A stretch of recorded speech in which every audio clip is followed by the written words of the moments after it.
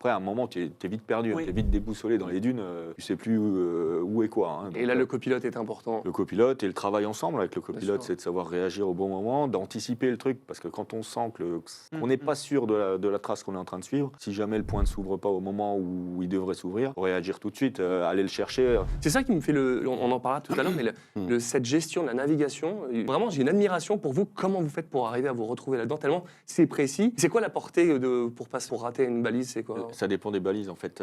Il y en a qui émettent à 800 mètres. Ouais. Quand tu rentres dans le rayon des 800 mètres, ça t'emmène au centre pour te replacer bien sur le roadbook. Donc là, tu valides le centre, donc tu sais que tu es forcément sur ton roadbook, et de là, tu reprends la note d'après. Et après, il y a les waypoints WPC qui émettent que sur 300 mètres et qui, eux, ne t'emmènent pas au centre. Donc lui, tu le touches.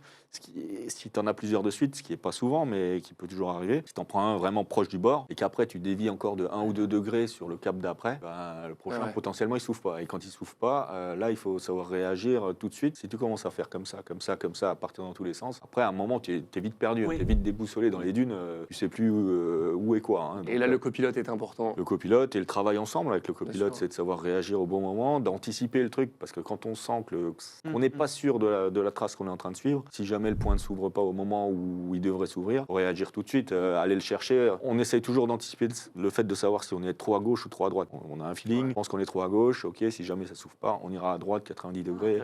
Et pour éviter de tourner pendant un quart d'heure et passer tout autour du point dans tous les sens. Ça, on appelle jardiner dans le jargon. Alors les stratégies, c'est bien, elles sont élaborées, on est calé. Par contre, quand ça arrive au moment de la course et que tu l'attends pas, c'est moins facile à... C'est ça. C'est ça.